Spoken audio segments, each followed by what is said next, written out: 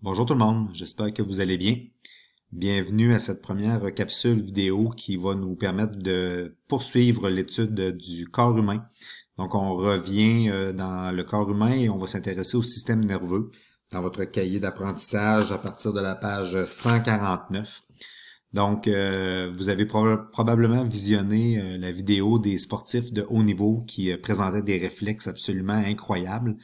Donc, dans l'étude du système nerveux, on va être capable de comprendre un peu mieux comment fonctionne le cerveau humain, comment le cerveau fait pour recevoir l'information, pour traiter l'information et pour permettre au corps de réagir à différents stimuli. Donc, je vous rassure tout de suite, votre cerveau à vous est beaucoup plus développé que le minuscule cerveau d'Homer Simpson. En fait, tous les cerveaux humains sont à peu près semblables au niveau physiologique. Donc, quand on étudie le système nerveux, on va voir qu'il y a deux grandes composantes, le système nerveux central et le système nerveux périphérique. Donc, le système nerveux central est vraiment situé au centre du corps. Il va être constitué de l'encéphale, on le verra un petit peu plus tard, qui est formé du cerveau, du cervelet, du tronc cérébral, et de la moelle épinière qui va descendre en plein milieu de votre corps dans votre colonne vertébrale. Donc, le système nerveux central est vraiment situé au centre du corps et il va servir à traiter l'information et à réagir. Et le système nerveux périphérique sera constitué des nerfs qui sont en périphérie de votre corps, donc qui vont permettre d'amener l'information en direction du système nerveux central pour traitement et de rapporter des commandes en direction des muscles ou des organes de votre corps qui seraient situés en périphérie de votre corps. Donc, on va étudier le système nerveux central et ensuite le système nerveux périphérique. Rôle général, évidemment, du système nerveux, ça va être de communiquer l'information en direction du cerveau. Vous pouvez voir que grâce à la moelle épinière qui descend dans la colonne vertébrale, l'ensemble des organes du corps sont reliés au cerveau, ce qui permet d'amener de l'information au cerveau et cette information-là sera traitée et le cerveau pourra envoyer des commandes pour réagir. Donc, vous pouvez voir plein d'organes qu'on a étudiés cette année. Par exemple, votre rythme cardiaque qui peut être modifié. Quand vous ressentez la sensation de faim, c'est l'estomac qui va envoyer un message en direction du cerveau. Donc, tous les organes sont en mesure de communiquer avec le cerveau et le cerveau sera en mesure de réagir. Pour communiquer, ça prend des cellules ultra spécialisées dans votre corps qui s'appellent des neurones. Donc, vous avez une image de neurone ici. Vous pouvez voir que c'est une cellule qui n'a pas l'apparence des cellules de la peau, par exemple, qu'on a déjà vu cette année. C'est une cellule qui va avoir une forme plutôt allongée, qui va permettre de transmettre de l'information en direction de différentes parties du corps. Donc, même si c'est une cellule particulière, on va retrouver des structures semblables aux autres cellules, le corps cellulaire et le noyau, qui sera à nouveau le boss de la cellule. Et ce qu'il y a de particulier avec les neurones, c'est que ce seront des cellules qui seront très, très sensibles et qui pourront capter de l'information. Donc, l'information dans le corps, on va appeler ça un influx nerveux. C'est un signal qui va circuler dans le corps et l'information sera dirigée vers le corps cellulaire. Donc, vous voyez les flèches rouges ici. Donc, on pourrait s'imaginer, par exemple, que ce neurone-là est situé près de la surface de la peau.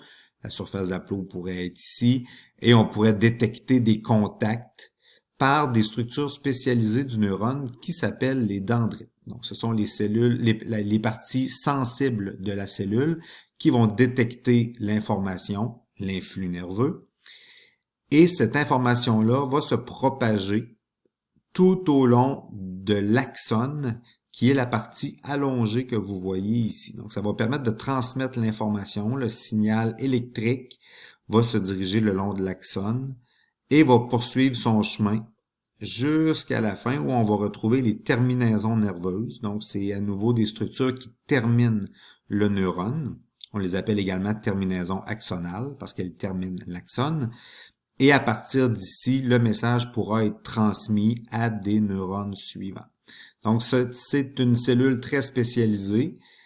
C'est une cellule qui a des propriétés très particulières. Donc, dans votre cahier à la page 151, vous allez retrouver le tableau des propriétés des neurones. Ce qu'il y a de particulier aux neurones, c'est que ce sont les cellules qui vivent le plus longtemps dans votre corps.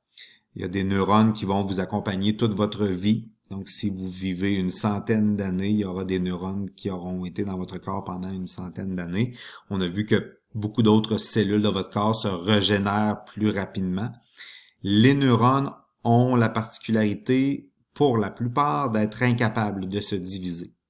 Donc, on dit que les neurones sont amitotiques, donc incapables de faire de la mitose. Elles ne peuvent pas se régénérer, donc ça a une importance capitale. Ça indique que si jamais vous perdez des neurones, ces neurones-là ne seront pas renouvelés ou peu renouvelés. Par contre, les neurones sont capables de faire des nouvelles connexions avec les neurones voisins. Donc, il y aura moyen de récupérer une partie de ce qui aurait été perdu si jamais vous perdez des neurones suite à un choc à la tête, par exemple. Parmi les propriétés des neurones également, elles sont excitables. Donc, les neurones vont réagir aux stimulations de l'environnement. Ils seront conducteurs. Donc, le neurone pourra transmettre l'influx nerveux un peu plus loin aux neurones voisins. Et ce sont des cellules hyper spécialisées. Donc, les neurones ne remplissent qu'une seule fonction, soit transmettre des messages sous forme d'influx nerveux. Bien que tous les neurones jouent le même rôle, dans votre corps, ce sont des cellules qui peuvent prendre différentes formes. Donc, vous voyez différents types de neurones.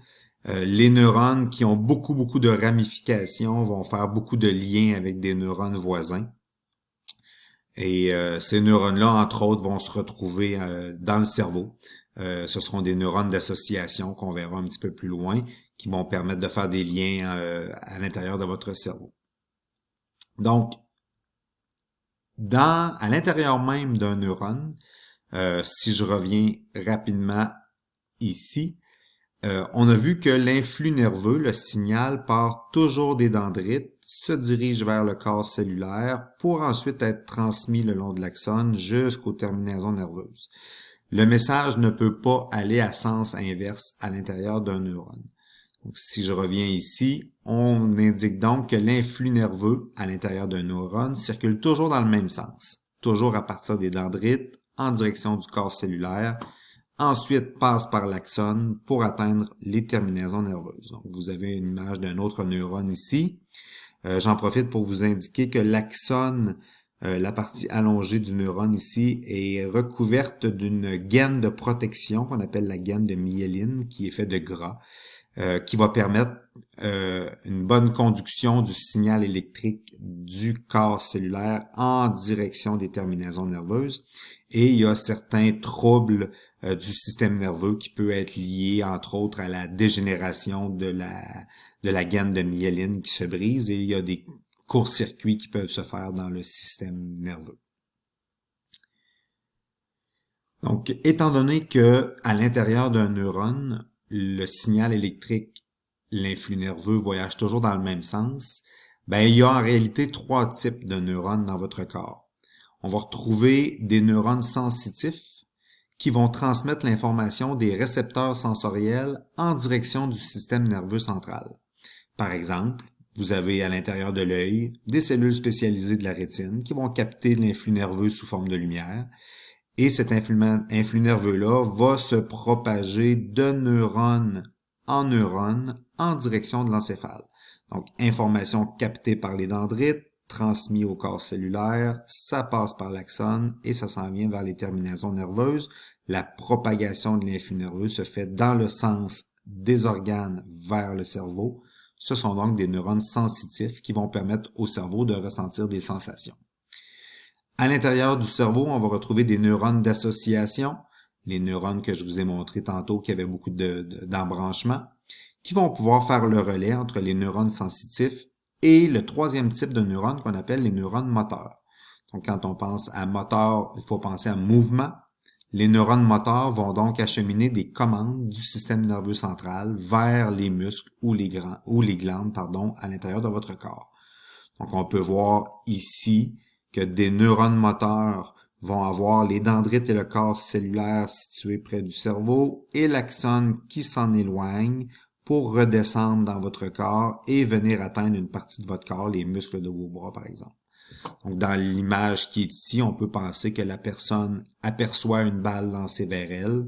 L'influx nerveux capté par les yeux va se diriger en direction du cerveau. Le cerveau va donner la commande d'attraper la balle. Et il y aura un influx nerveux qui s'en ira du cerveau vers les muscles par les neurones moteurs afin d'attraper cette balle. On peut maintenant se demander comment ils font pour communiquer ces neurones-là qui se retrouvent bout à bout. Donc, de l'œil en direction du cerveau, c'est pas un long neurone qui va venir se brancher vers le cerveau, c'est plutôt une succession de neurones qui vont transmettre l'information de l'un à l'autre. Et ces neurones-là ne se touchent pas concrètement ici. Il y a plutôt un espace qu'on appelle synapse qui va permettre de communiquer l'information, cette fois-là, par un influx nerveux qui sera chimique et non pas électrique. Donc, je vous explique un petit peu comment ça se passe. Entre deux neurones, l'influx nerveux va se transmettre par une région de contact qu'on appelle synapse, grâce à des molécules chimiques qu'on appelle des neurotransmetteurs. Donc, je vous donne un exemple. Imaginons que vous voyez ici une terminaison nerveuse d'un neurone et que vous avez ici un dendrite du neurone suivant. Donc, cette zone-là, ici, qui s'appelle la synapse. Donc, on a un agrandissement de cette zone-là. Du haut, ici, arrive un influx nerveux le long de l'axone jusqu'à la terminaison nerveuse. Et on peut voir la flèche rouge ici qui nous indique que c'est un influx nerveux électrique et qui va atteindre le bout de la terminaison nerveuse. Donc, ce qu'on va retrouver au bout de la terminaison nerveuse, c'est des petits réservoirs qui contiennent des molécules chimiques qu'on appelle des neurotransmetteurs. L'activité électrique va stimuler la libération de ces neurotransmetteurs-là. Les neurotransmetteurs, ces molécules chimiques-là, vont flotter dans l'espace ici de la synapse et vont être captés par des récepteurs qui sont sur le dendrite du neurone suivant. Les récepteurs vont recevoir les molécules chimiques, les neurotransmetteurs, et vont recréer un influx nerveux électrique qui va aller du corps cellulaire, passer par l'axone et se rendre aux terminaisons nerveuses d'un neurone suivant. Donc, l'influx nerveux dans votre corps se propage de façon électrique, ensuite chimique, ça redevient électrique, ça redevient chimique à chaque fois qu'on atteint une synapse, qui est la jonction entre deux neurones.